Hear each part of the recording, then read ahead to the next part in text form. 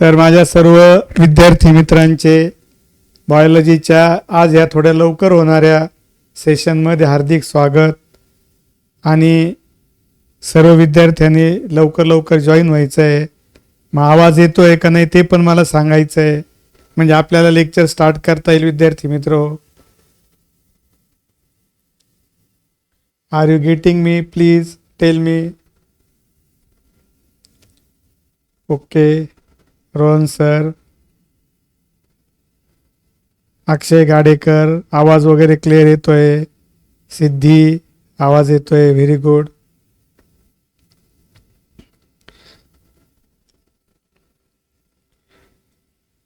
चला लवकर सर्व सृष्टी साठे, यस आवाज येतोय.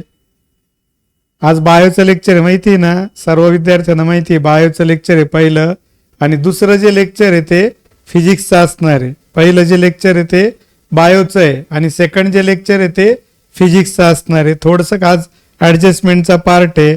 तर आज आपण जो बायोचा चॅप्टर आपला चालू आहे तो आपण आज कंप्लीट करून टाकू.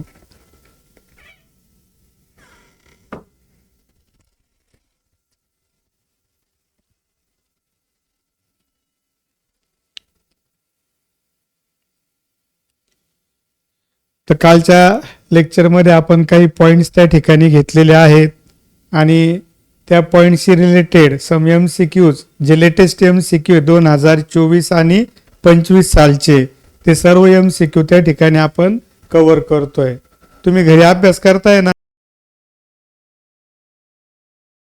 डिटेल वाचायचं, सर्व पॉइंट्स कव्हर करायचे, MCQ सॉल्व करायचे, कंटाळा करायचा नाही, झोपा काढायच्या नाही. जितका वेळ 7 तासाच्या व्यतिरिक्त 7 आणि 2 9 तास, 7 तास झोपायचे आणि 2 तास आवरावर करायचे. याच्या व्यतिरिक्त त्या ठिकाणी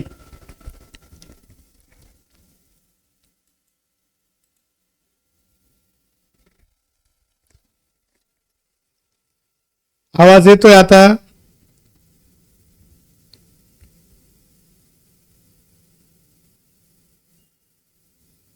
यस. तर आपण अभ्यास करताना एक थोडंसं त्या ठिकाणी लक्षात घेऊ की आपल्याला पूर्ण दिवसभर आपण घरी आहे आणि आपल्याला 24 तास उपलब्ध आहे.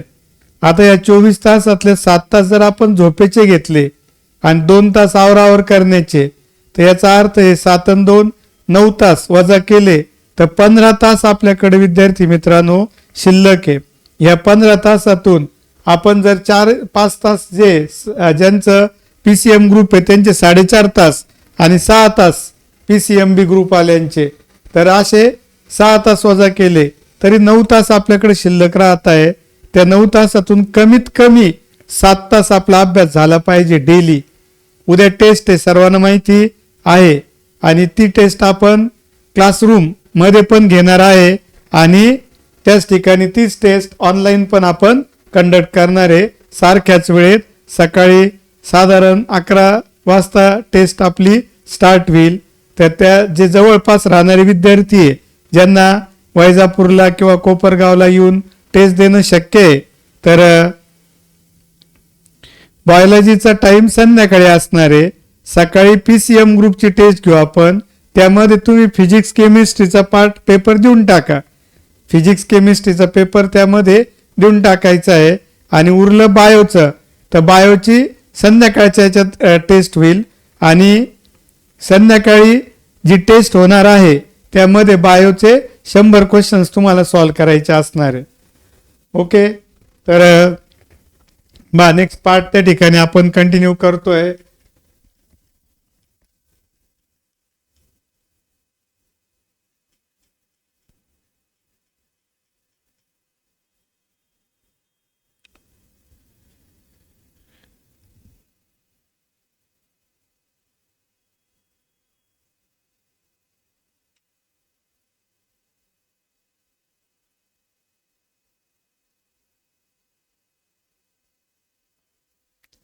फिनिल किटोयुरिया हा पॉइंट आपण कालच्या लेक्चरमध्ये बघितला. त्यानंतर स्ट्रक्चर ऑफ एक्स क्रोमोझोम, नंतर सेक्स लिंक जीन्स पण आपण त्या ठिकाणी बघितले. तर सेक्स लिंक जीन्स मध्ये सेक्स लिंक्ड इनहेरिटन्स ते पण बघितलं. आता एक्स लिंक्ड जीन्स आणि Y linked genes. X linked genes जे आहे ते कुठे आहे बघा, genes located on non homologous part of the X chromosome are called X linked genes. The X linked genes have no corresponding allele in Y chromosome. म्हणजे बघा इथं हा जो पार्ट आहे एक्स लिंक्ड जीन इथं असतील म्हणजे they are present on the non homologous part of the X chromosome. आणि त्याच्यात कोण कोण येते तर बघा, द रेसेसिव्ह हे कोणते सांगा, the recessive X link gene in human being are responsible for sex link character such as haemophilia. सांगा, एक्स लिंक रेसेसिव्ह जीनमुळं, एक्स लिंक्ड रेसेसिव्ह जीनमुळं कोणता आजार होतोय, haemophilia. That is the absence of clotting in the blood. दुसरा कोणता आहे, colour blindness. तिसरा कोणता आहे, नाईट ब्लाइंडनेस. चौथा कोणता आहे, मायोपिया. पाचवा कोणता आहे, मस्क्युलर डिस्ट्रॉफी. आणि त्या ठिकाणी हा कोणता आहे सांगा, एक्स लिंक्ड रेसेसिव्ह जीन आहे. कोणते सांगा, एक्स लिंक्ड रेसेसिव्ह जीन. आणि त्याच्यामुळे जे आजार होत आहे, haemophilia, colour blindness, night blindness, myopia, muscular dystrophy, हे सगळे एक्स लिंक्ड रेसेसिव्ह जीनमुळे होणारे आजार आहे. कोणामुळे सांगा, एक्स लिंक्ड रेसेसिव्ह जीनमुळे. त्यानंतर वाय लिंक जीन्स. आता हे सांगा बरं, वाय लिंक जीन्स कुठे असतील, they are present on non homologous part. याच्या वरचा जो पार्ट आहे तो नॉन होमोलॉगस आहे आणि त्याच्यामुळं कोणता आजार होतो, हायपरट्रिकॉसिस. हायपरट्रिकॉसिस म्हणजे ज्या व्यक्तीमध्ये हे जीन्स असतात होलँड्रिक जीन्स, त्यांच्या कानावरती मोठे मोठे केस येतात. कलर ब्लाइंडनेस, नेक्स्ट पार्ट कोणता आहे, कलर ब्लाइंडनेस. कलर ब्लाइंडनेस आत्ताच बघितलं, is a X linked recessive disorder. सांगा, कलर ब्लाइंडनेस हा काय आहे, एक्स लिंक्ड रेसेसिव्ह डिसऑर्डर आहे, in which the person can not distinguish between red and green colour and both the colour appear grey to him. बघा, ज्या व्यक्तीला colour blindness होतो तो व्यक्ती रेड आणि ग्रीन कलर यांच्यामध्ये डिस्टिंग्विश करू शकत नाही. The person can not distinguish between red and green colour and both the colour appears grey to him. कोणामुळे होतो हा, it is a X linked recessive gene. कोणामुळे होतो, colour blindness is caused by X linked recessive gene. आणि त्यामध्ये कोणता colour, red आणि green colour distinguish होत नाही and both the colour appear grey to the person. त्या पर्सनला ज्याच्यामध्ये काय प्रेझेंट आहे, कलर ब्लाइंडनेस प्रेझेंट आहे. आता बघा, हा रेसेसिव्ह जीन आहे तर एक्स कॅपिटल सी हा डॉमिनंट आहे आणि एक्स स्मॉल सी हा रेसेसिव्ह आहे. तर याच्यामुळं हा आजार आहे, याच्यामुळं नाही. हा डॉमिनंट आहे, हा नॉर्मल व्हिजन करताय, नॉर्मल व्हिजन. आणि हा जो एक्स स्मॉल सी आहे हा रेसेसिव्ह आहे पण हा कलर ब्लाइंडनेस करताय. म्हणजे याचा अर्थ colour blindness is cause due to कोणामुळे होईल सांगा, एक्स क्रोमोझोम पण कोणता, रेसेसिव्ह.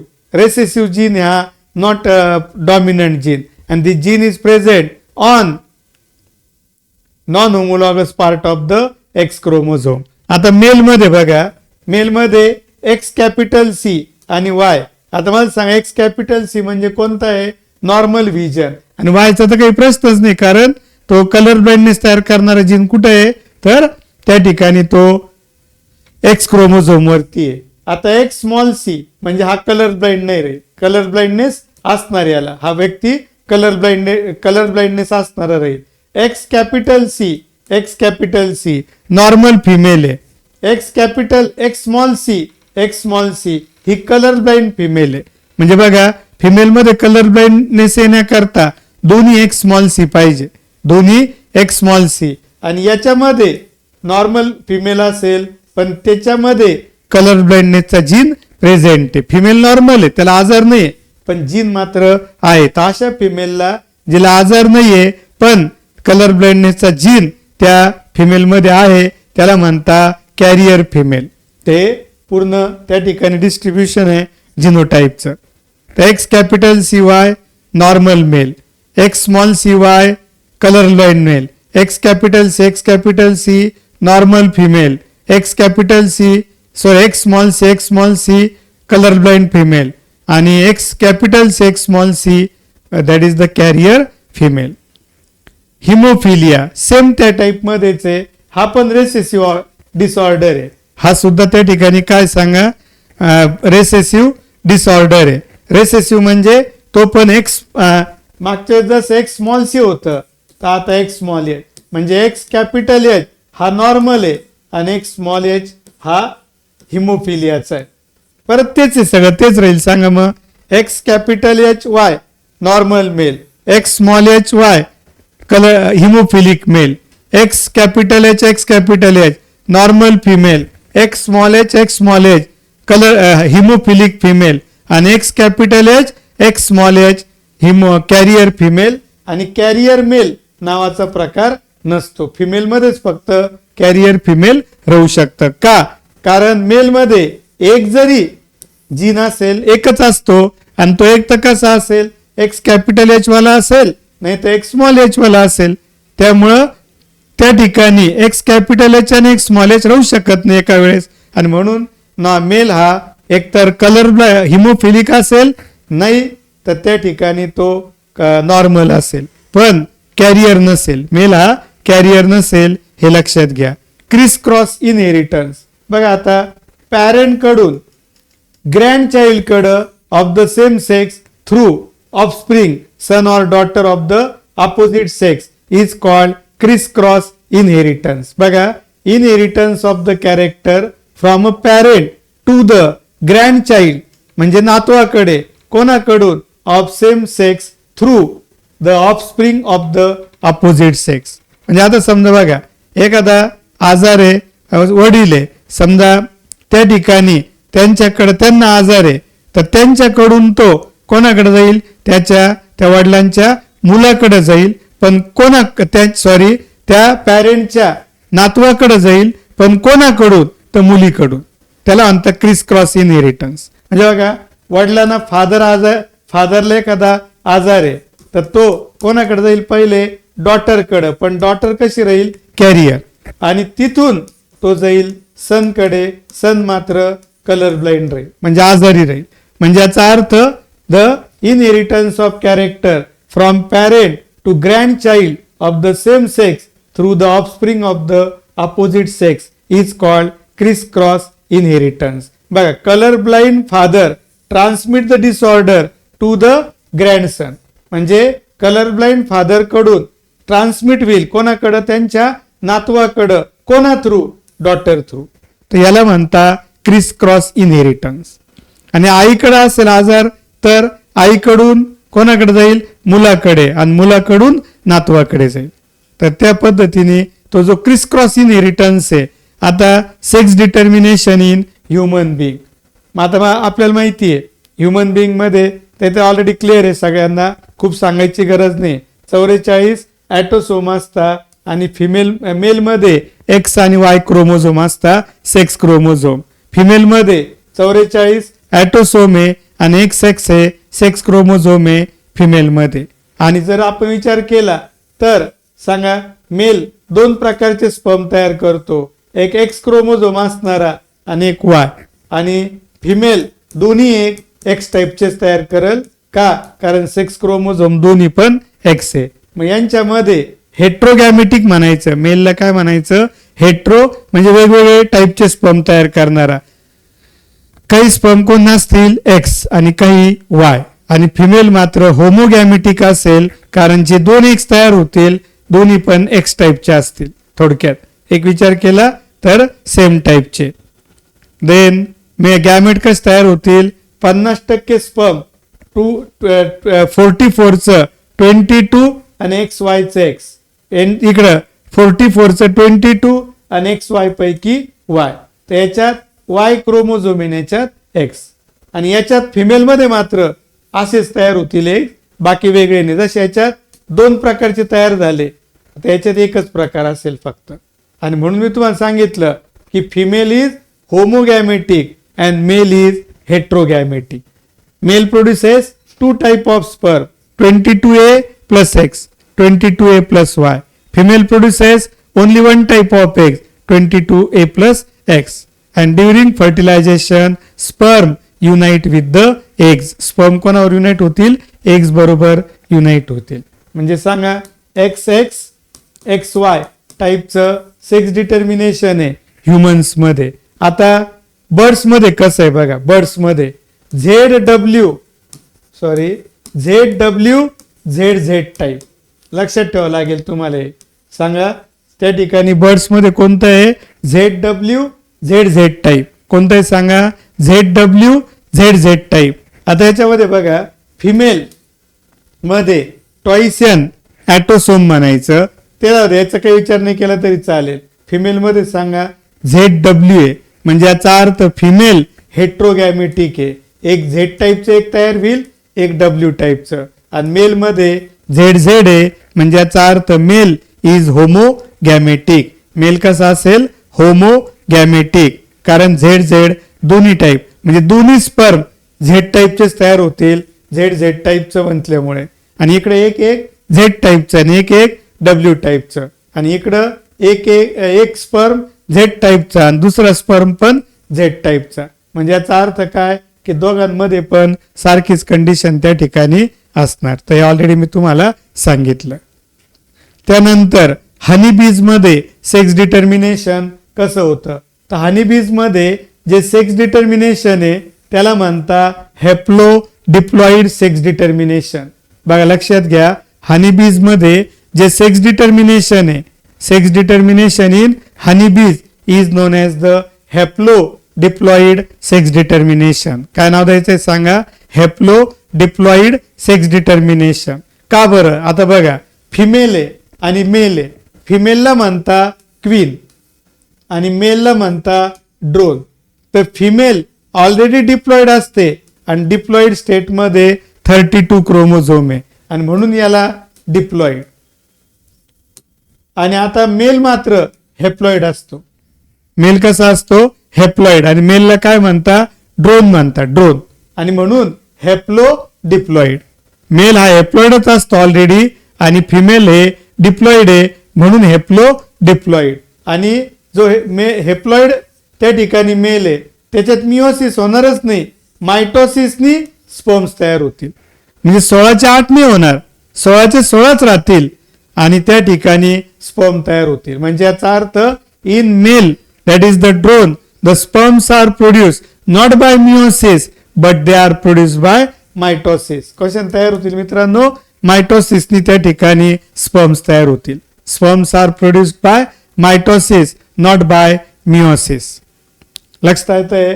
तर आता हे जे स्पर्म्स आहे हे एप्लॉइड आहे. आता एग मध्ये बघा फिमेल आहे त्याला क्वीन म्हणायचं, ते डिप्लॉइड आहे, त्याचं डिप्लॉइडचं काय होईल? मिओसिस आणि एग्स तयार होतील. सांगा 32 क्रोमोझोमचं मिओसिस झालं तर एक कसे तयार होईल? 16 क्रोमोझोमचा आणि 16 क्रोमोझोमचा. म्हणजे याचा अर्थ त्या ठिकाणी एग हे मिओसिसनी तयार होता आणि स्पर्म हे मायटोसिस. सांगा आता हे 16 क्रोमोझोम आणि स्पर्मचे 16 एग आणि स्पर्म एकत्र येतील, फर्टिलायझेशन होईल आणि फर्टिलायझेशन होऊन डिप्लॉइड फिमेल तयार होईल. फर्टिलायझेशन होऊन काय तयार होईल सांगा? डिप्लॉइड फिमेल तयार होते किंवा वर्कर बीज तयार होत असतात. तर त्या ठिकाणी आता बघा दुसरा पार्ट जो आहे फर्टिलाइज्ड एग पासून काय डेव्हलप होतं बघा, gives female of spring may be queen or worker. आणि आता हे जे एग आहे याचं काय होतं बघा, याचं फर्टिलायझेशन होत नाही, याचं होतं पार्थिनोजिनेसिस. जे हेप्लॉइड एग आहे it does not undergo fertilisation, it undergo parthenogenesis and produces the haploid male that is drone. आणि तो काय प्रोड्यूस करेल? Haploid male. आणि त्याला नाव देता येईल ड्रोन, हे नाव त्या ठिकाणी दिले जाऊ शकेल. तर ही कंडिशन त्या ठिकाणी तुम्ही लक्षात घ्यायची. आणि या पद्धतीला काय म्हणता? Haplo diploid sex determination. सांगा बरं यामध्ये क्वीन कशी असते? डिप्लॉइड. किती क्रोमोझोम? 32.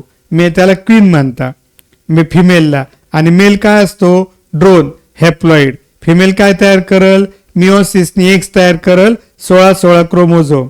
आणि मेल हेप्लॉइड असल्यामुळे तो मिओसिस मध्ये नाही जाणार, तो मायटोसिसनी स्पर्म तयार करेल, एग आणि स्पर्म एकत्र येऊन फर्टिलाइज होईल आणि झायगोट तयार होईल आणि झायगोट पासून त्या ठिकाणी मित्रांनो काय तयार होईल, झायगोट पासून त्या ठिकाणी डिप्लॉइड फिमेल तयार होईल. काय तयार होईल, डिप्लॉइड फिमेल.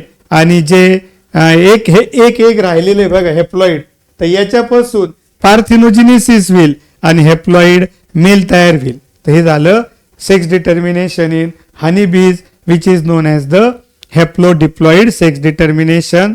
सांगा डिप्लॉइड केसमध्ये किती क्रोमोझोम आहे, 32 आणि हेप्लॉइड केसमध्ये किती आहे, 16. त्यानंतर नेक्स्ट पार्ट आहे थॅलेसेमिया. नेक्स्ट एक आजार आहे त्याला म्हणता थॅलेसेमिया. हा जिनेटिक डिसऑर्डर आहे. काय सांगा, genetic disorder which causes the formation of abnormal haemoglobin molecule.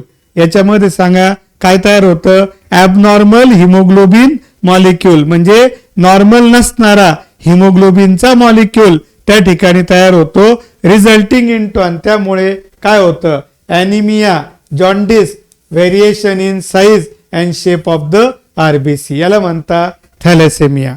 सांगा थॅलेसेमिया हा कोणत्या प्रकारचा डिसऑर्डर आहे, तर इट इज जिनेटिक डिसऑर्डर. सांगा मित्रांनो ह्या आजारामध्ये काय तयार होतं, तर ॲबनॉर्मल हिमोग्लोबिन मॉलिक्यूल तयार होतो. काय तयार होत सांगा, abnormal haemoglobin molecule resulting in to काय तयार होईल, ॲनिमिया, रक्ताची कमतरता येईल, जॉन्डिस, कावीळ तयार होईल, variation in size and shape of the RBC.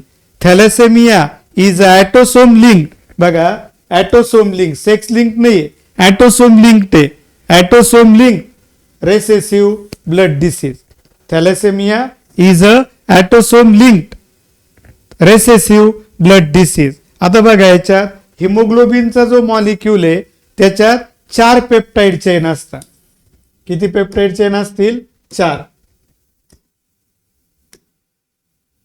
हिमोग्लोबिनच्या molecule मध्ये 4 पेप्टाइड चेन आहे. बघा यास आपण या ठिकाणी 2 पेप्टाइड चेन घेतल्या, हे आता ह्या 2 आणि ह्या 2, तर 2 ला म्हणता अल्फा चेन. ह्या 2 ला काय म्हणायचं, अल्फा चेन, आणि ह्या 2 ला काय म्हणायचं, बीटा चेन. 2 लाल कलरने दाखवल्या त्यांना अल्फा चेन म्हणायचं आणि येलो कलरने दाखवल्या त्यांना बीटा चेन म्हणायचं. असे हिमोग्लोबिनच्या एका मॉलिक्यूल मध्ये 4 पेप्टाइड चेन आहे, प्रोटीनच्या चेन आहे. आता अल्फा थॅलेसेमिया मध्ये काय होतं बघा, in alpha thalassemia production of alpha chain is affected. Alpha thalassemia मध्ये जे अल्फा चेन आहे त्याचं प्रोडक्शन व्यवस्थित होत नाही अल्फा, आणि त्या ठिकाणी बीटा थॅलेसेमिया मध्ये बीटा प्रोडक्शन, त्या ठिकाणी बघा बीटा थॅलेसेमिया मध्ये कोणती, बीटा चेनचं प्रोडक्शन अफेक्ट होतं आणि त्यामुळे ॲबनॉर्मल हिमोग्लोबिन तयार होतं. हा पॉइंट महत्वाचा आहे बघा, प्रोडक्शन ऑफ अल्फा चेन. मग अल्फा चेन तयार करायला कोणते जीन आहे, तर 2 जीन्स आहे बघा, बाय 2 क्लोजली लिंक जीन. बघा 2 क्लोजली लिंक जीन आहे, HbA1 आणि HbA2. आणि कोणत्या क्रोमोझोमवर आहे, 16 नंबरच्या क्रोमोझोम वरती आपल्या पॅरेंटच्या. लक्षात आहे, सांगा अल्फा चेनला कंट्रोल करणाऱ्या 2 जीनच्या पेअर्स आहे, 2 जीन्स आहे त्याच्या पेअर्स आहे, HbA1 जीन त्याची पेअर आणि HbA2 जीन त्याची पेअर. अशा 2 पेअर मिळून त्या ठिकाणी ज्या दोन्ही पेअर किती नंबरच्या क्रोमोझोम वरती आहे ते पण लक्षात ठेवा. There is 2 pairs of genes are present or located on 16 number of the gene. आता alpha thalassaemia is produced due to mutation और deletion of 1 or more of the 4 gene. सांगा HbA1 ची पेअर आहे, पेअर म्हणजे सांगा किती, 2, आणि HbA2 ची पण पेअर आहे म्हणजे किती, 2, म्हणजे एकूण किती जीन झाले, 4. तर 4 जीन पैकी एक किंवा एकापेक्षा जास्त जीन काय होईल, डिलीट होईल त्या ठिकाणी. बघा ड्यू टू म्युटेशन म्हणजे त्या 4 जीन मध्ये HbA1 चे 2 आणि HbA2 चे 2 जीनच्या 4 जीन मध्ये एक तर काय होईल, त्या ठिकाणी म्युटेशन होईल, किंवा त्या ठिकाणी एखादा जीन डिलीट होईल आणि त्यामुळे अल्फा चेन व्यवस्थित तयार होणार नाही. आता production of beta chain is control by single HBB gene. सांगा पहिल्या याच्यात किती जीन होते? 2. पण जो बीटा चेन आहे त्याचं सिंथेसिस कंट्रोल करण्याकरता फक्त एकच जीनची पेअर लागते, HBB जीनची. आणि ती किती नंबरच्या क्रोमोझोम वरती आहे? 11 नंबरच्या क्रोमोझोम वरती आहे. आणि beta thalassemia is produce due to mutation और डिलिशन ऑफ HBB जीन. सांगा beta thalassemia is produce due to mutation और डिलिशन ऑफ HBB जीन. ते झालं थॅलेसेमिया. तर तुम्हाला लक्षात घ्यायचंय. सांगा ॲबनॉर्मल हिमोग्लोबिन तयार झाल्यामुळे थॅलेसेमिया तयार होतो. हा ॲटोसोमल रेसेसिव्ह डिसीज आहे. सांगा कोणता आहे? ॲटोसोमल रेसेसिव्ह डिसीज आहे. कोणता आहे? ॲटोसोमल रेसेसिव्ह डिसीज. सांगा हिमोग्लोबिन मध्ये त्या ठिकाणी हिमोग्लोबिन मध्ये किती पेप्टाइड चेन असतात? 4. 2 अल्फा चेन आणि 2 बीटा चेन. मग आजार किती प्रकारचे? 2 प्रकारचे. जर अल्फा चेनचं प्रोडक्शन अफेक्ट झालं तर अल्फा थॅलेसेमिया आणि बीटा चेनचं प्रोडक्शन अफेक्ट झालं तर बीटा थॅलेसेमिया. अल्फा चेन कोणामुळे तयार होते? तर अल्फा चेन 2 HBA1 आणि 2 HBA2 अशा 4 जीन्समुळे तयार होते. आणि ह्या 4 जीन्समध्ये कदाचित म्युटेशन झालं किंवा एखाद्या वेळेस या 4 पैकी एखादा जीन डिलीट झाला तर काय तयार होतं? Alpha thalassemia. बीटा चेनला कंट्रोल करणारे एकच पेअर आहे. कोणत्या जीनची? HBB जीनची. आणि किती नंबरच्या क्रोमोझोमवर आहे? 11. आणि पहिले किती नंबरच्या क्रोमोझोमवर होती? 16. आणि त्या ठिकाणी मग बीटा थॅलेसेमिया HBB जीन मध्ये जर म्युटेशन किंवा डिलिशन झालं तर त्या ठिकाणी तयार होतो बीटा थॅलेसेमिया. त्यानंतर येत आहे डाऊन सिंड्रोम और मंगोलिझम. डाऊन सिंड्रोम किंवा काय आहे? मंगोलिझम किंवा 21st ट्रायसॉमी. 21st ट्रायसॉमी. तर आता बघा अनयुप्लॉइडी 47 क्रोमोझोमची कंडिशन आहे. ही पहिली पेअर, दुसरी. सांगा बरं प्रत्येक पेअर मध्ये किती किती क्रोमोझोम आहे? 2 क्रोमोझोम आहे. पण 21 नंबरची पेअर जर तुम्ही ऑब्झर्व केली, बघा किती नंबरची? 21 नंबरची pair. If we observe it contain 3 chromosome.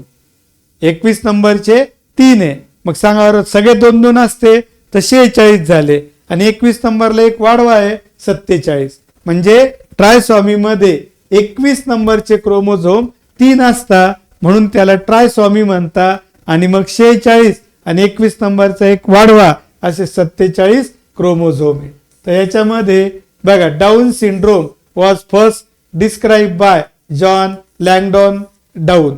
It is produce due to presence of 3 copies of 21st chromosome instead of 2 in trisomy for first 21st chromosome. It is the trisomy of the 21st chromosome and it is कशामुळे होतं हे पण लक्षात घ्या. Point failure ज्या वेळेस it is due to failure of separation of chromosome, म्हणजे chromosome separate होत नाही ज्या पद्धतीने व्हायला पाहिजे. और it is called non disjunction किंवा त्याला काय म्हणता? Non disjunction during meiosis. Meiosis होताना क्रोमोझोम व्यवस्थित सेपरेट नाही झाले म्हणजेच त्या ठिकाणी नॉन डिसजंक्शन झालं तर त्यावेळेस काय होतं? हा आजार तयार होतो डाऊन सिंड्रोम.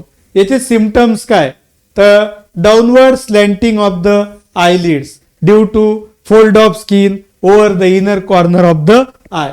जे डोळ्यांमध्ये जे खालच्या बाजूला डोळे असे खाली सरकून जातात म्हणजे तिथं फोल्ड येतो स्किनचा. फेस फ्लॅट होऊन जातो आणि नाक चपट होऊन जातं. माउथ ओपन, तोंड असं बंद नाही होत नॉर्मल, असं उघडच राहतं तोंड. आणि टंग जीभ बाहेर येते. मेंटल रिटार्डेशन, बुद्धी वाढत नाही. शॉर्ट स्टेचर, हाईट कमी होऊन जाते आणि डोकं एकदम गोलाकार होऊन जातं. फ्लॅट हँड, चपटे हात होऊन जाता. विथ क्रिस, क्रिस म्हणजे हातावर पाम, जे हात आहे पाम याच्यावर पूर्ण चुरगळ्या येऊन जातात आणि त्या चुरगळ्यांना काय म्हणतात सांगा? सिमियान क्रिस. काय म्हणायचंय? सिमियान क्रिस. कशावर? तळ हातावर येणाऱ्या तळ हातावर पूर्ण हात सुरकुतलेला होऊन जातो आणि त्या सुरकुत्यांना नाव दिलं जातं सिमियन क्रिस. त्यानंतर सेक्स क्रोमोझोमल ॲबनॉर्मॅलिटीज. आता टर्नर सिंड्रोम आणि Klinefelter syndrome are the sex chromosome linked disorders. आता बघा टर्नर सिंड्रोम मध्ये काय होईल तर 44 हे कोण आहे, ॲटोसोम आहे. 44 कोण आहे आणि हे सेक्स आहे. पण आता इथं बघा बरं त्या ठिकाणी याच्यात 2x पाहिजे. काय पाहिजे 2x, पण 1x नाहीये. ओ नाही, ओ काही क्रोमोझोम नाहीये. It represent the absence of chromosome. Turner syndrome was first describe by H.H. Turner. It is the monosomy म्हणजे एकटा राहणं. ऍक्च्युअल 2 पाहिजे पण इथे एकच आहे. Chromosome monosomy for X chromosome, that is the absence of one of the X chromosome. या ठिकाणी 2 पैकी एक एक्स क्रोमोझोम ऍबसेंट आहे. सिम्पटम शॉर्ट स्टेचर, उंची कमी राहील. Webbed neck, that is the folding of skin म्हणजे पूर्ण असे सुरकुत्या असतील. स्टराईल फिमेल, फिमेल तयार होईल पण नपुंसक. विथ रेडिमेंटरी म्हणजे एकदम छोटी ओव्हरी असेल. ब्रॉड शिल्ड शेप चेस्ट म्हणजे चेस्ट पण व्यवस्थित नाही राहणार. And poorly develop breast and low intelligence. Poorly develop breast राहतील आणि लो इंटेलिजन्स. तर याला त्या ठिकाणी काय म्हटलं जाईल तर this is the Turner syndrome. 44+ XO हे त्याचं सेक्स डिस्ट्रीब्युशन असेल. त्याला मोनोसॉमी सुद्धा म्हणतात. त्यानंतर Klinefelter's syndrome. Next part कोणता येईल सांगा. Klinefelter's syndrome is cause due to the presence of additional copy of X chromosome.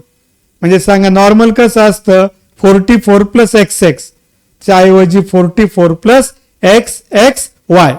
44+ काय येईल XXY. So the genotype is XXY instead of XY.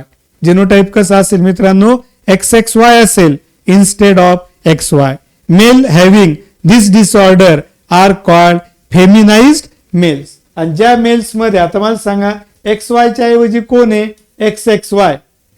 लक्षात घ्या XY च्या ऐवजी कोण आहे XXY. मग याचा अर्थ XY हे तर मेलचे आहे पण ऍडिशनल एक्स क्रोमोझोम आहे मेल मध्ये. आणि म्हणून ज्यांना क्लीन फिल्टर डिसीज झालेला आहे अशा मेल्सला फेमिनाइज्ड मेल्स म्हणतात.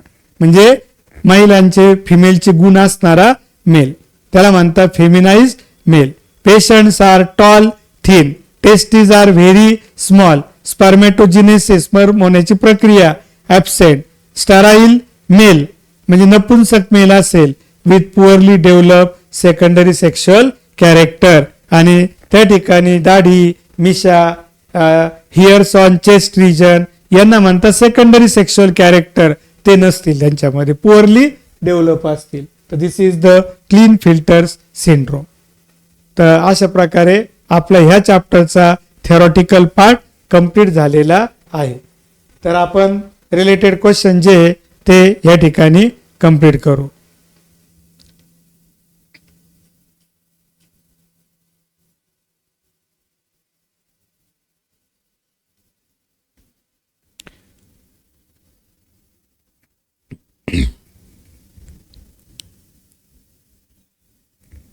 आता which one of the following is not an example of aneuploidy.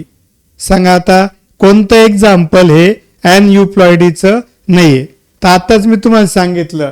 सांगा बरं याच्यात क्रोमोझोम किती आहे, डाऊन सिंड्रोम मध्ये किती आहे, याच्यात किती आहे. याच्यात हे बघा 44+ XXY. 44+ XXY म्हणजे 44, 45, 46, 47. सांगा बरं 23 ला डिप्लॉइड करता किती पाहिजे 46. पण मग त्याच्यापेक्षा एक वाढवा किंवा कमी आहे तर त्याला म्हणता ॲनयुप्लॉइडी. म्हणजे एक्झॅक्ट डिप्लॉइड कंडिशन पेक्षा. आता मला सांगा नॉर्मली आपल्यामध्ये डिप्लॉइड कंडिशन किती क्रोमोझोमची असते 46 आणि एक्झॅक्ट 46 क्रोमोझोम आहे तर त्याला म्हणता युप्लॉइडी. आणि 46 पेक्षा वाढवा किंवा कमी आहे तर ॲनयुप्लॉइडी. तर इथं ॲनयुप्लॉइडी आहे. Down syndrome. नेक्स्ट पार्ट बघा डाऊन सिंड्रोम आणि त्या ठिकाणी टर्नर्स सिंड्रोम. सांगा बरं डाऊन सिंड्रोम मध्ये क्रोमोझोमचं डिस्ट्रीब्युशन कसं आहे? डाऊन सिंड्रोम मध्ये क्रोमोझोमचं डिस्ट्रीब्युशन कसं आहे?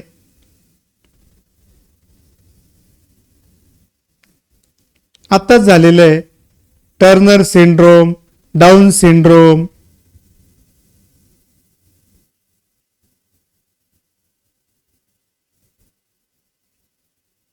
बरोबर. हा कोणता आहे?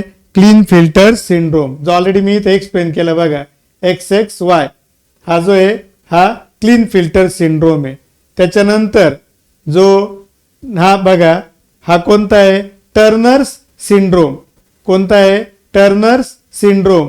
44+X आणि म्हणजे 45, 46 नाहीच आहे. म्हणजे किती क्रोमोझोम आहे याच्यात? 45 क्रोमोझोम आहे. किती आहे?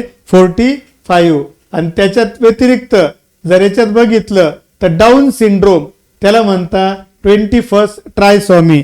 त्याच्यात 47 क्रोमोझोम आहे. मग अॅन्युप्लॉइडी म्हणजे 46 पेक्षा कमी किंवा जास्त. मग त्यातलं कोणता पार्ट राहिला? फक्त एकच पार्ट त्या ठिकाणी राहिला आणि तो कोणता आहे? फिनिल किटोयुरिया. तर फिनिल किटोयुरिया हा जो पार्ट आहे त्या ठिकाणी जर आपण बघितलं तर फिनिल किटोयुरिया याच्यामध्ये मात्र युप्लॉइडी आहे. हा युप्लॉइडी आहे. तो मेटाबॉलिक डिसऑर्डर आहे. तो काही जिनेटिक त्यामध्ये मेटाबॉलिझम डिस्टर्ब केलं जातं. काय डिस्टर्ब केलं जातं? मेटाबॉलिझम. तर बघू इथं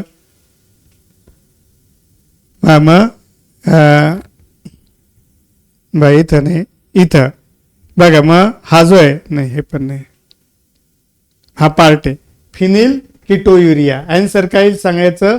फिनिल किटोयुरिया. हे नॉर्मल आहे. याच्यामध्ये आता आपण दोन्ही पण बघितले. त्याच्यानंतर non disjunction of X chromosome during meiosis leads to. आत्ताच घेतलेलं बघा. It is produce due to non disjunction of the X chromosome.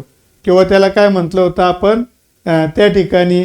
Non disjunction किंवा मियोसिस होताना सेपरेशन ऑफ जीन्स होणार नाही. तर कोणता आन्सर आलं? A is the correct option. Klinefelter's syndrome 50चं. त्यानंतर 49 which of the following genetic disorder is correctly match with its कॅरिओटाईप म्हणजे जिनोटाईप. सांगा बघा बरं. डाऊन सिंड्रोम सांगितलं, क्लीन फिल्टर सिंड्रोम सांगितलं, टर्नर सिंड्रोम सांगितलं, कलर ब्लाइंडनेस. तर which one of the following genetic disorder is correctly match म्हणजे व्यवस्थित मॅच होतोय कोणत्या याच्यात आहे बघा. ते कोणतं येईल? बी ऑप्शन सांगितलं जात आहे. काय? 44A+XXY. बी ऑप्शन सांगितलं जात आहे. बी ऑप्शन सांगितलं वाल्मिक कोकाटे, सिद्धी कुदळे. ऑप्शन बी. पुढे अजून तर बघ आताच बघितलं आपण 44A आणि +XXY. तर कोणतं आहे सांगा? That is the Klinefelter's syndrome. बरोबर आहे. 49चं आन्सर आलं क्लीन फिल्टर्स सिंड्रोम. त्याच्यानंतर 48 करता आताच सांगितलेलं आहे बघा बरं. 48 beta thalassemia is due to defective. Beta thalassemia हा कशामुळं होणारा आजार असेल हे विचारलेलं आहे. Beta thalassemia is due to defective. सांगा बीटा थॅलेसेमिया हा कोणामुळे असेल? तर आपल्याला माहिती आहे कोणता जीन आहे सांगा? HbA1 नाही, HbA2 नाही, HbB बरोबर आहे. बीटा थॅलेसेमिया आणि किती नंबरचा क्रोमोझोम? 11 नंबरचा क्रोमोझोम. बीटा थॅलेसेमिया तयार करणारा जीन कोणता आहे? HbB gene. आणि कुठे प्रेझेंट आहे? Present on 11th number chromosome. तर करेक्ट ऑप्शन आलं ए ऑप्शन. Very good. बऱ्याच विद्यार्थ्यांनी सांगितलेलं आहे A is the correct option. त्यानंतर Turner syndrome is due to. बघा बरं. Turner's syndrome is due to बघा कोणतं येत आहे? टर्नर सिंड्रोम कशामुळे राहील विचारलेलं आहे.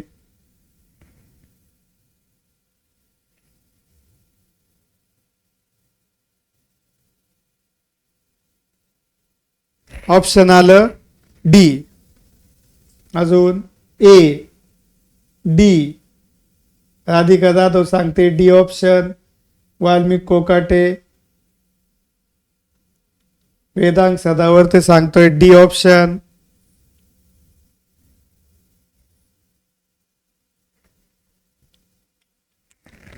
तर ऑप्शन आहे, करेक्ट ऑप्शन आहे Turner's syndrome is due to absence of sex chromosome. 1 sex chromosome, एक सेक्स क्रोमोझोम XO बघितला आपण बघा, म्हणजे X0 येतो थोडक्यात, म्हणजे एक सेक्स क्रोमोझोम त्या ठिकाणी ॲब्सेंट आहे. तर ऑप्शन आलं D is the correct option. बरं, फेमिनाइज्ड मेल्स हॅव क्रोमोझोम. फेमिनाइज्ड मेल म्हणजे असा मेल ज्यामध्ये फिमेलचे पण गुण आलेले, त्याला म्हणायचं. सांगा, फेमिनाइज्ड मेल्स हॅव क्रोमोझोम किती असतील? कोणतं ऑप्शन येईल? सिद्धी कुदळे डी ऑप्शन. अजून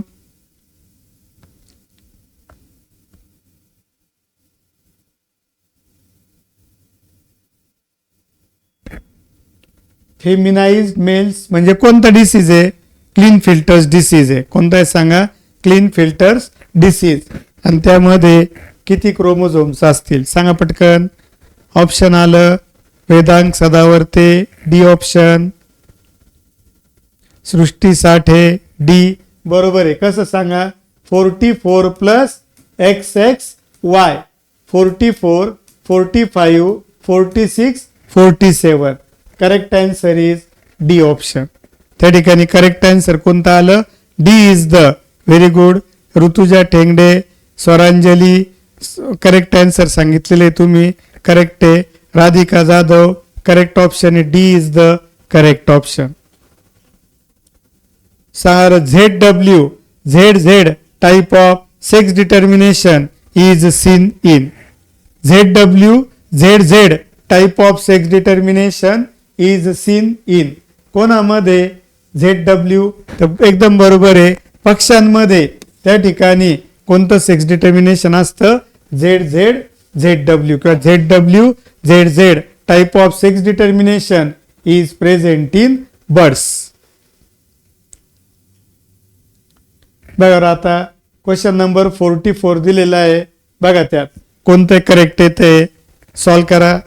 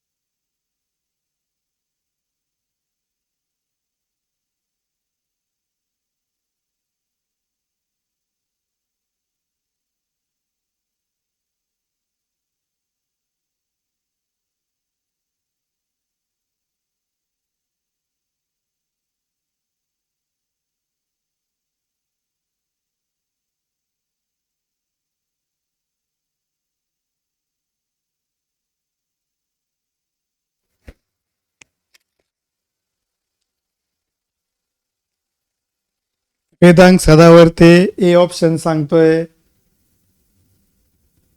ते झालेलं आहे सगळं. बघा आता ह्युमन मेल्स हॅव होमो. बघा mechanism of sex determination in insects is, आता हे आपलं नाही झालं पण इन्सेक्ट्समध्ये XX एक्सो, इन हनी बीज हेप्लो डिप्लॉइड, हे पण बरोबर आहे. 1 नंबर 2 नंबर बरोबर आहे. हनी बीज मध्ये हेप्लो डिप्लॉइड बरोबर आहे. Human males have homomorphic sex chromosome, हे चुकीचं आहे कारण ह्युमन मेल्स मध्ये हेट्रोमॉर्फिक कंडिशन आहे. ह्युमन फिमेल्स हॅव हेट्रोमॉर्फिक, हे पण चुकीचं आहे. फिमेल्स मध्ये XX कंडिशन आहे.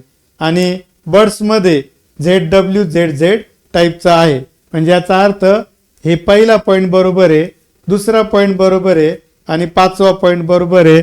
Correct answer is A option. Correct answer कोणतं येईल? ए इज द करेक्ट आन्सर. तर त्या ठिकाणी 44चं आन्सर आहे ए. ए इज द करेक्ट आन्सर. त्यानंतर 43 बघा, which type of sex determination is present in honeybees. Honeybees मध्ये कोणतं सेक्स डिटर्मिनेशन प्रेझेंट आहे विचारलेलं आहे. Which type of sex determination is present in honeybees. Option आलं हेप्लो डिप्लॉइडी, बरोबर आहे. कोणतं ऑप्शन आहे? Haplo diploidy. Vedang Sadavarte A option. Siddhi Kudale A option. तर करेक्ट आहे हेप्लो डिप्लॉइडी. तर नेक्स्ट आहे the gene on X chromosome of a carrier woman can be inherited by her. बघा आता, gene on X chromosome of a carrier woman, एक carrier woman आहे आणि त्याच्या X क्रोमोझोमवर जीन प्रेझेंट आहे. तर मला सांगा आता ह्या कॅरियर वुमन मध्ये असा पार्ट आहे, समजा X capital C X small C, तर याच्यापासून सांगा बरं मेल पण तयार होऊ शकतोय कसं? बघा, हा समजा मेल आहे, तर याच्यातला Y आणि याच्यातला हा XCY, सांगा हे तयार झालं मेल. आणि याच्यातला X आणि हा X आणि XC, म्हणजे याचा अर्थ हा जो जीन आहे हा मुलांमध्ये पण जाऊ शकतो तिच्या आणि मुलीमध्ये पण जाऊ शकतोय. म्हणजे याचा अर्थ both son and daughter. Answer काय सांगा? Both son and daughter. Correct answer is D option. Correct answer कोणतं आहे? D is the correct answer. त्यानंतर which one of the following is not a sex linked disorder. आता sex link disorder बाकीचे तर आपल्याला लक्षात घेता येईल की हायपरट्रिकोसिस, पण जे समजा मला थोडं कन्फ्युजन आहे ब्रीडर्स डिसीज करता नाही झालेलं, पण कोणता नाही विचारलेलं आहे. कलर ब्लाइंडनेस कोणता नाही आहे ते विचारलेलं आहे मित्रांनो. कोणता आहे ते नाही, कोणता नाहीये. तर मला सांगा विडोज पीक आणि हंटिंग्टन्स डिसीज. विडोज पीक आणि हंटिंग्टन्स डिसीज हे ॲटोसोमल डिसऑर्डर्स आहे. कोणते सांगा? ॲटोसोमल डिसऑर्डर. मी तुम्हाला यादी सांगतोय बघा, इथं एका क्वेश्चनला मी यादी क्लिअर करून दिलेली आहे बघा इथं आहे. तर बघा इथं for example autosomal dominant traits like widow's peak and Huntington's disease. बघा हे कसे सेक्स लिंक नाहीये, ॲटोसोम लिंक्ड आहे. ॲटोसोमल डॉमिनंट ट्रायड्स आहे. कोणते कोणते 2 आजार? विडोज पीक आणि हंटिंग्टन्स डिसीज. आणि हे डॉमिनंट, हे पण लक्षात घ्या, ॲटोसोमल डॉमिनंट ट्रायड्स आहे. आणि ॲटोसोमल रेसेसिव्ह ट्रायड्स कोणते ते पण लक्षात घेऊ. ॲटोसोमल रेसेसिव्ह ट्रायड्स कोणते? फिनिल किटोयुरिया ॲटोसोमल रेसेसिव्ह ट्रायड आहे. सिस्टिक फायब्रोइसिस आणि सिकल सेल ॲनिमिया हे पण सांगा ॲटोसोमल आहे. कोणते सांगा? ॲटोसोमल, पण कोणत्या टाईपचे? रेसेसिव्ह टाईपचे. कोणत्या टाईपचे असतील? रेसेसिव्ह. हे तुम्हाला पाठ करायला लागणार आहे. हे जे मेन पॉइंट्स आहे ते सांगा. ॲटोसोमल डॉमिनंट ट्रायड्स कोण आहे? विडोज पीक आणि हंटिंग्टन्स डिसीज. आणि ॲटोसोमल रेसेसिव्ह ट्रायड्स कोण आहे? फिनिल किटोयुरिया, सिस्टिक फायब्रोइसिस आणि सिकल सेल ॲनिमिया. तर आता इथं बघा, आज क्वेश्चन जर विचारात घेतला which of the following is an example of autosomal dominant trait. बघा काय म्हटलं, ॲटोसोमल डॉमिनंट ट्राईट. मग सांगा मित्रांनो, ॲटोसोमल डॉमिनंट ट्राईट मध्ये दोन आहे, एक आहे विडोज पीक आणि एक आहे हंटिंग्टन्स डिसीज. मग सांगा रे, आणि हे जे बाकीचे दिलेले haemophilia, sickle cell anaemia, cystic fibrosis are the autosomal recessive traits. तर या ठिकाणी कोणतं येईल, तर विडोज पीक. या ठिकाणी कोणतं येईल सांगा, ए इज द करेक्ट ऑप्शन. कोणतं येईल सांगा, विडोज पीक 35चं. मग आता 36 मध्ये बघा, which one of the following is an example of autosomal dominant trait. सांगा बरं, ॲटोसोमल डॉमिनंट ट्राईट मध्ये दोन होते, कोणते कोणते. पहिला होता तो, त्या ठिकाणी नाही. आता बघा जिशान सांगतोय ए ऑप्शन, तर बरोबर नाहीये. का बरं, ॲटोसोमल डॉमिनंट ट्राईट्स दोन आहे, कोणते कोणते, विडोज पीक आणि हंटिंग्टन्स डिसीज. हंटिंग्टन्स डिसीज, तर मग इथं विडोज पीक नाहीये, तर मग इथं येईल हंटिंग्टन्स डिसीज. कोणतं येईल सांगा, हंटिंग्टन्स डिसीज. त्या ठिकाणी ऑप्शन आलं सी ऑप्शन. बघा इथं तेच दिलंय परत. बघा ॲटोसोमल डॉमिनंट ट्राईट्स कोणते, विडोज पीक आणि हंटिंग्टन्स डिसीज. ॲटोसोमल रेसेसिव्ह ट्राईट्स कोणते, फिनिलकिटोयुरिया, सिस्टिक फायब्रोसिस आणि sickle cell anaemia. Presence of dash dash in urine indicate the disease phenylketonuria. सांगा, युरिन मधून काय बाहेर रिलीज व्हायला लागलं तर समजायचं की आजार फिनिलकिटोयुरिया आहे. बघा काय येतंय, presence of dash dash in urine indicates the disease फिनिलकिटोयुरिया.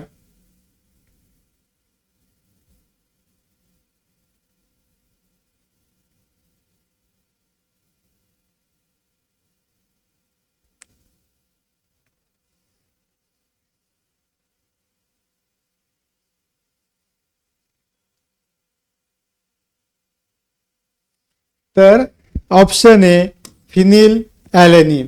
कधी लक्षात घ्या, जर फिनिल ॲलेनिन हायड्रॉक्झिलेज नावाचं ज्यांना फिनिलकिटोयुरिया आजार होतो त्यांच्यामध्ये सांगा काय तयार होत नाही, फिनिल ॲलेनिन हायड्रॉक्झिलेज नावाचं एन्झाईम तयार होत नाही.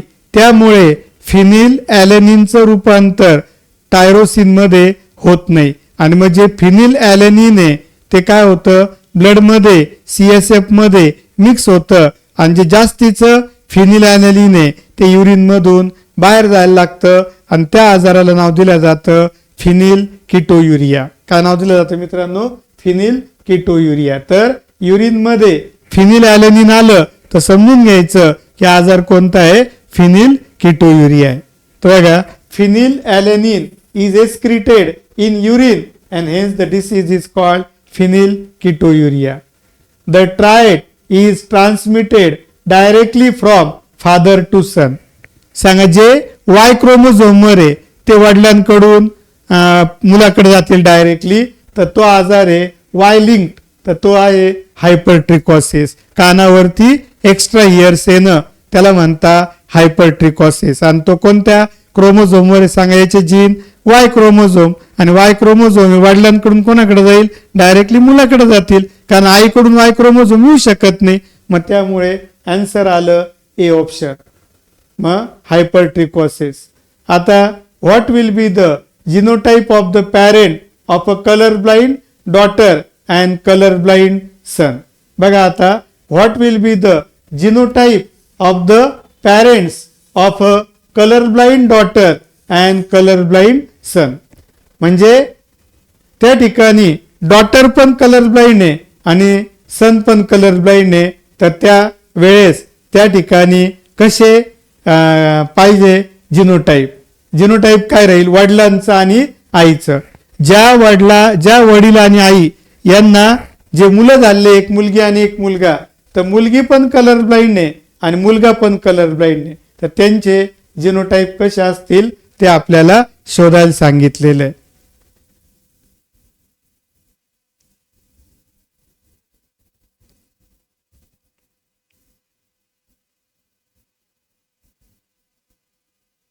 आता याच्यात मला असं वाटतं की जे ऑप्शन आहे त्यामध्ये कॅपिटल सी, ऍक्च्युअली तर सगळे कॅपिटल सीच झालेले. तर बघा आता समजा एक्स ऍक्च्युअल काय आहे बघा. आता मी समजा कसं एक विचार करा की मुलाला कलर ब्लाइंड होण्याकरता काय कंडिशन पाहिजे. तर एक्स स्मॉल सी आणि वाय, किंवा असं लिहितो एक्स स्मॉल सी आणि वाय, आणि मुलीला कलर ब्लाइंड होण्याकरता बघ एक लक्षात घ्या, X capital C normal vision आहे, नॉर्मल व्हिजन, आणि X small C colour blind vision. इथं घेतो कलर ब्लाइंड व्हिजन आहे, कलर ब्लाइंडनेस. मग त्यानुसार आता कंडिशन्स बघा काय पाहिजे ते विचारलेलं आहे. तर नेमकं देताना तर इथं बघा आता या ठिकाणी एक्स स्मॉल सी वाय समजा फादरचे जिनोटाईप आहे आणि आईचं आहे एक्स स्मॉल सी. तर बघा बरं आता काय होईल, याचे सांगा हे दोन्ही सारखे, तर हे दोन्ही सारखे असतील तर एकच गॅमेट घ्यायचा, आणि याचे दोन्ही वेगळे एक्स स्मॉल सी आणि वाय. तर आता बघा याचा आणि याचा क्रॉस करा, X small C colour blind daughter, आणि आता दुसरं याचा आणि याचा करा X cap small C Y. तर हा झाला कलर ब्लाइंड सन आणि हे झालं कलर ब्लाइंड डॉटर. तर याचा अर्थ इथं फक्त पाहिजे स्मॉल सी. तर ऑप्शन आलं D is the correct option. कोणतं ऑप्शन करेक्ट येईल, डी हे त्या ठिकाणी करेक्ट ऑप्शन येईल. त्यानंतर आता बघा हा जो पार्ट दिलेला आहे, match the type of disorder in column 1 with their chromosomal causes in column 2. Column 1 आणि कॉलम 2 मध्ये काही पॉइंट्स दिलेले, तर मला जे जे माहिती पक्क माहिती आहे ते मी इथं पहिले लक्षात घेतो. एकदम पक्क सांगा बरं मला हे माहिती बघा, हंटिंग्टन्स हे माहिती आहे, ॲटोसोमल डॉमिनंट डिसऑर्डर. त्यानंतर हायपरट्रिकोसिस म्हणजे एखाद्या माणसाच्या कानावरती वाढवा हिअरसेनं. सांगा हा कोणता आहे, एक्स खाली वाय लिंक्ड आहे, माणसाच्या म्हटल्यावर कोणता वाय येईल बरं, लेडीजच्या नाही फक्त जेंट्सच्या. तर hypertrichosis is a Y linked recessive disorder. सांगा काय येईल, वाय लिंक्ड रेसेसिव्ह डिसऑर्डर. म्हणजे दोन तर मला कन्फर्म आहे, त्याच्यावरून उत्तर होतंय का बघू आपण. सांगा 2चं डी आलं पाहिजे, 2चं डी, तर 2चं डी 2 याला आहे. आता सांगा 4चं सी आलं पाहिजे, 4चं सी त्या ठिकाणी फक्त एकालाच आहे, इथं आहे बघा. म्हणजे 1चं बी, 2चं डी आणि 3चं ए आणि 4चं सी. तर इथं बघा आता इथं मी तुम्हाला सर्व पॉइंट्स क्लिअर केले. आणि ते बघा एक्स लिंक कोण आहे, एक्स लिंक कलर ब्लाइंडनेस हा एक्स लिंक आहे, night blindness, myopia, muscular dystrophy हे एक्स लिंक्ड आहे. नंतर वाय लिंक कोण आहे, हायपरट्रिकोसिस वाय लिंक्ड आहे. नंतर डॉमिनंट ॲटोसोमल कोण आहे, विडोज पीक, हंटिंग्टन्स डिसीज, आणि ॲटोसोमल रेसेसिव्ह कोण आहे, तर सिकल सेल ॲनिमिया. त्याच्यातले पॉइंट बघा, सिकल सेल ॲनिमिया आहे कुठतरी, तर sickle cell anaemia is a autosomal recessive disorder. Colour blindness is a X linked recessive disorder, and the correct option is C is the correct option. बघा question higher लेवलला आहे आणि 4 concept तुम्हाला याच्यात माहीत लागणार आहे. तर मी तुम्हाला काय सांगेल की तुम्ही काय करायला, असं समजा एक्स लिंक कोणता आजार आहे, वाय लिंक कोणता आहे, यादी असं शॉर्टकट आहे ना, व ते जे जे विसरण्यासारखं आहे त्याचं एक सेपरेट एक 10-20 पेजेसचं. जसं आता बघा रिप्रोडक्शन इन प्लॅन्ट आहे, तर रिप्रोडक्शन इन प्लॅन्टमध्ये तुम्ही काय करू शकता, कोणामध्ये कोणतं पॉलिनेशन आहे, ते सिंगॅमी म्हणजे काय, असं शॉर्टकट जे पॉइंट्स आहे ते तिथं नोट. कोणाची डिप्लॉइड कंडिशन आहे, मेगास्पोर मदर सेलची कोणती कंडिशन आहे, मेगास्पोर कोणत्या कंडिशनला आहे, हॅप्लॉइड आहे का डिप्लॉइड, असे जे मेन पॉइंट्स आहे जे विसरण्यासारखे ते तुम्ही क्लिअर करून ठेवू शकताय मित्रांनो. ते त्या ठिकाणी ऑप्शन आलं 40 नंबरचं C is the correct option. कोणतं आलं सांगा? सी हे त्या ठिकाणी. आता हे झालं होतं बघा, इथं आलो होतो आपण. Which one of the following is not a sex link disorder. त्याचं उत्तर काय सांगा? हंटिंग्टन्स डिसीज. हंटिंग्टन्स डिसीज हे काय आहे? ॲटोसोमल डॉमिनंट ट्रायट आहे. कोणतं आहे सांगा? ॲटोसोमल डॉमिनंट ट्रायट. हे पुढे झाले आपले क्वेश्चन. त्याच्या अलीकडचे काही क्वेश्चन्स आपले बाकी फक्त आता 5-6 क्वेश्चन बाकी हे झाले सगळे. हे पण काल झाले. 32 इन क्रॉस हे पण झालं. इन क्रॉस इथे बघा हे लिंकेज. तर सांगा आता इथपर्यंत आपण काल आलो होतो. लिंकेज म्हणजे काय बघा, मी इथं तुम्हाला एक्सप्लेन करतो. लिंकेज म्हणजे काय तर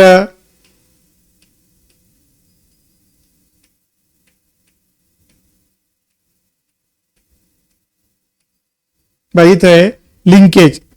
लिंकेज मी इथे एक्सप्लेन केले बघा.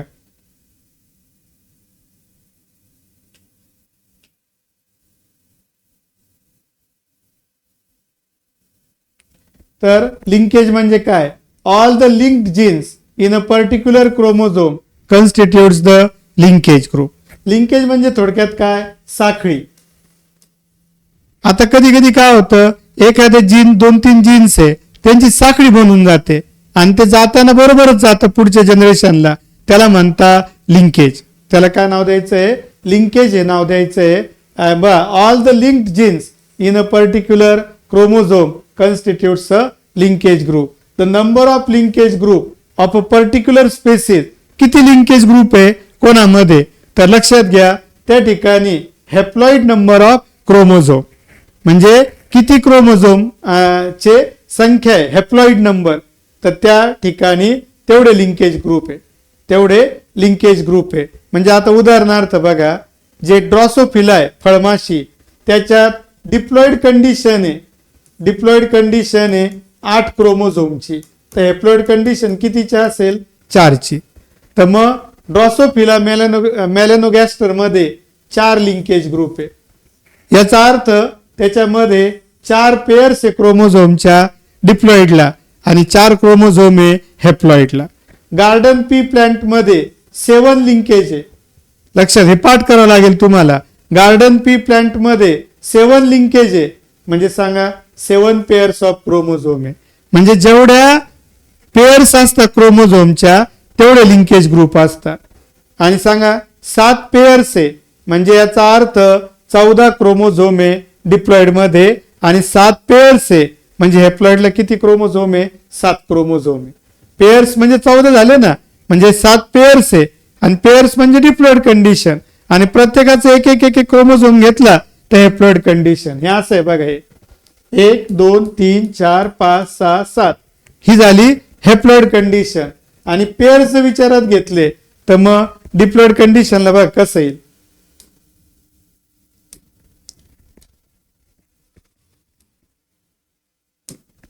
आता ही एक पेअर, ही एक पेअर, ही एक पेअर, ही झाली डिप्लॉइड कंडिशन. 2 4 6 8 10 12 14. 14 म्हणजे 7 पेअर म्हणजे 14 क्रोमोझोम डिप्लॉइड कंडिशन आणि 7 क्रोमोझोम म्हणजे हॅप्लॉइड कंडिशन गार्डन पी मध्ये. आणि ड्रॉसोफिला मध्ये अशा 4 पेअर्स 1 2 3 4 हे झाली हॅप्लॉइड कंडिशन. आणि आता डिप्लॉइड बघा मी कशी काढतोय.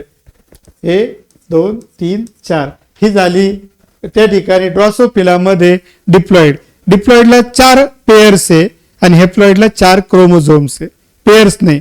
आणि जेवढे पेअर्स बघा, जेवढे पेअर्स किंवा जेवढे क्रोमोझोम तेवढे लिंकेज ग्रुप. सांगा बरं हॅप्लॉइडला किती क्रोमोझोम आहे? 1 2 3 4 4 लिंकेज ग्रुप. किंवा डिप्लॉइडला किती पेअर्स आहे? 1 2 3 4 4 लिंकेज ग्रुप ड्रॉसोफिला मध्ये. गार्डन पी प्लांट त्या ठिकाणी पिसम सॅटिवम मध्ये किती लिंकेज ग्रुप आहे? 7 लिंकेज ग्रुप आहे. याचा अर्थ काय? 7 पेअर्स आहे. याचा अर्थ काय? हॅप्लॉइड कंडिशन मध्ये 7 क्रोमोझोम्स आहे. हॅप्लॉइड कंडिशन मध्ये 7 क्रोमोझोम्स त्या ठिकाणी आहे. हे दोन्ही एक्झाम्पल लक्षात ठेवा, पाठ करा. गार्डन पी प्लांट आणि ड्रॉसोफिलाचं. 2024ला आता बघा बरं, ड्रॉसोफिला मेलॅनोगॅस्टर हॅज, सांगा बरं, ड्रॉसोफिला मेलॅनोगॅस्टर मध्ये किती लिंकेज ग्रुप आहे? 4. इट करस्पॉन्ड्स टू किती पेअर्स आहे?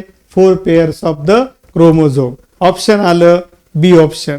कोणतं आलं सांगा? B is the correct option. त्यानंतर आता नेक्स्ट पार्ट आहे, which one of the following is true about the linkage group in pea plant, that is Pisum sativum. सांगा, पी प्लांटचं मध्ये आत्ताच सांगितलं मी, सांगा बरं किती? टॉयसियन म्हणजे डिप्लॉइड कंडिशन. डिप्लॉइड कंडिशनला सांगा, हेप्लॉइडला किती क्रोमोझोम आहे? 7. आणि डिप्लॉइडला 7 पेअर्स आहे. 7 पेअर्स म्हणजे सांगा किती क्रोमोझोम? 14. म्हणजे 14 क्रोमोझोम. आणि सांगा जेवढ्या 14 क्रोमोझोम म्हणजे 7 पेअर्स, आणि जेवढ्या पेअर्स तेवढे लिंकेज ग्रुप, म्हणजे 7 लिंकेज ग्रुप असेल. 14 पेअर्स म्हणजे 7 लिंकेज ग्रुप त्या ठिकाणी असेल. हे 7 लिंकेज ग्रुप आहे. तर ऑप्शन आलं B is the correct option.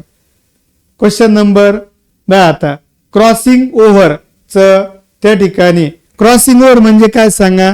आईचे काही जीन वडिलांच्या क्रोमोझोम कडे जाणं आणि वडिलांचे काही जीन आईच्या क्रोमोझोम मध्ये येणं, याला म्हणतात क्रॉसिंग ओव्हर. आणि हा फेनॉमिना सगळीकडेच होतो. It is universal. It is necessary for natural selection. सांगा, आपण बघितलेलं आहे सर्वायवल ऑफ द फिटेस्ट. निसर्ग कोणाला त्या ठिकाणी सिलेक्ट करतो? तर फिटेस्टला सिलेक्ट करतो. तर त्या ठिकाणी जो नॅचरल सिलेक्शन आहे त्या करता हे गरजेचं आहे. पण क्रॉसिंग ओव्हर मध्ये काय होतं बघा, आपण आपल्या आईसारखे नाहीये, आपण आपल्या वडिलांसारखे नाहीये. याचं कारण काय आहे? Crossing over. का बरं? आईचे काही जीन वडिलांच्या जीन क्रोमोझोम मध्ये गेले आणि वडिलांचे काही आईच्या, त्यामुळे मिक्स झाले कॅरेक्टर, आणि त्यामुळे आपला चेहरा आईसारखा नाही आला, वडिलांसारखा नाही आला, थोडा बदल आला त्यात. तर त्या ठिकाणी हे पण आहे. पण the parental triads inherited in offspring नाही. क्रॉसिंग ओव्हर झाल्यावर गुण थोडे बदलून जातात. आपल्याकडे आईचे गुण येत नाहीत पूर्ण, वडिलांचे पण येत नाही. क्रॉसिंग ओव्हर मध्ये मिक्सिंग होतं. त्यामुळे ऑप्शन येईल C is the correct option. हे करेक्ट नाहीये ह्या क्रॉसिंग ओव्हरच्या बाबतीत. तर नेक्स्ट पार्ट आहे, if in a cross certain traits are not found to assort independently. काही गुण त्या ठिकाणी इंडिपेंडेंट म्हणजे समजा ए आणि बी गुण आहे आणि दोघं, याचा हा वेगळा आणि याचा वेगळा, असं नाही जाते, बरोबर जात आहे. चा अर्थ काय झाला? त्यांच्यामध्ये काय आहे सांगा पटकन. जर 2 जीन्स आहे जे जाताना म्हणजे इंडिपेंडेंटली जायला पाहिजे पण नाही जाते, तर का नाही जाते? मग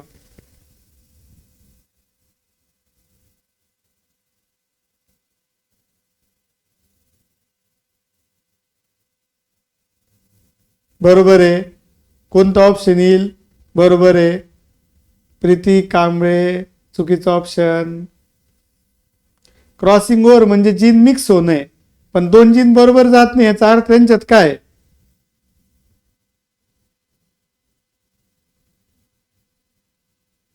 लक्षात ठेवा, जर 2 जीन सेपरेट जात नाहीये याचा अर्थ त्यांच्यात लिंकेज आहे.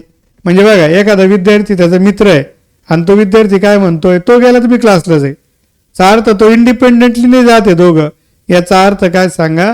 त्या ठिकाणी त्यांच्यामध्ये काय प्रेझेंट आहे? लिंकेज प्रेझेंट आहे. काय प्रेझेंट आहे मित्रांनो? लिंकेज. तर ऑप्शन कोणतं येईल? D is the correct option. त्या ठिकाणी डी हे करेक्ट ऑप्शन आहे, लिंकेज. आता हे बघा बरं, 34चं तुम्ही बघा, आता करा ट्राय 34चा.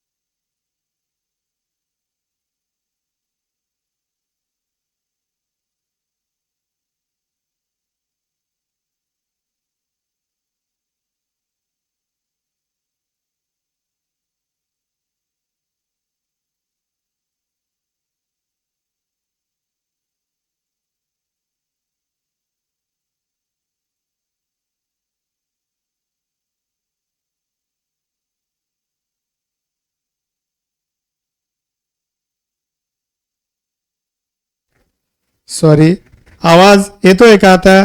सॉरी, इथपर्यंत आवाज येत होता. हा जो पार्ट आहे ह्या क्वेश्चन करता आवाज नाही आला. तर या क्वेश्चनचा आन्सर कळालं ना? मी बघा चार्ट दिलेला आहे, हा चार्ट तुम्हाला क्लिअर करून घ्यायचा आहे. इनकम्प्लीट कोणते, नंतर कम्प्लीट सेक्स लिंकेज कोणते, त्यानंतर कम्प्लीट लिंकेज कोणते, नुसतं लिंकेज सेक्स लिंकेज नाही, आणि इनकम्प्लीट लिंकेज कोणते, त्याच्यावरून तुम्हाला हा चार्ट सॉल्व करता येईल. आणि याचा आन्सर त्या ठिकाणी येत आहे बी ऑप्शन. हे तुम्हाला माहित पाहिजे. त्यानंतर पुढचे जे क्वेश्चन्स आहे ते सर्व क्वेश्चन्स त्या ठिकाणी आपले झालेले. हे जे सर्व क्वेश्चन्स आहे पुढचे झालेले, मी व्हिडिओ स्पीक वगैरे सर्व एक्सप्लेन केलेलं आहे. तर या ठिकाणी आजचा हे लेक्चर आपण संपवतोय आणि आपला हा चॅप्टर कंप्लीट झालेला आहे.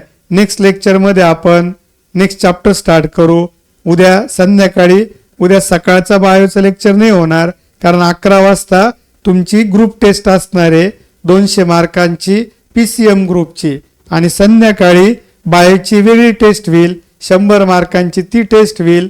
आणि त्यामध्ये 3 चॅप्टरचे reproduction in plant, reproduction in animal and reproduction in inheritance and variation, या 3 चॅप्टरचे, आणि वाटल्यास त्या ठिकाणी हे ठीक आहे, या 3 चॅप्टरचे क्वेश्चन्स तुम्हाला विचारले जातील. तर चांगला अभ्यास करा. उद्याच्या टेस्ट करता त्या ठिकाणी तुम्हाला अभ्यास करून सर्व टेस्ट द्यायचे आहे. तुम्ही क्लासमध्ये देऊ शकता, नाही तर घरी बसून ऑनलाईन देऊ शकता.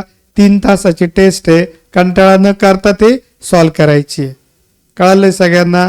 याच्यानंतर 5 ते 10 मिनिटाच्या कालावधीमध्ये तुमचं फिजिक्सचं लेक्चर स्टार्ट होईल, जे 5:30 ते 7 वाजेपर्यंत असणार आहे. तर सर्व विद्यार्थ्यांनी थोडा छोटासा ब्रेक घेऊन परत लेक्चर करता प्रेझेंट राहायचं आहे. Thank you friends, thank you.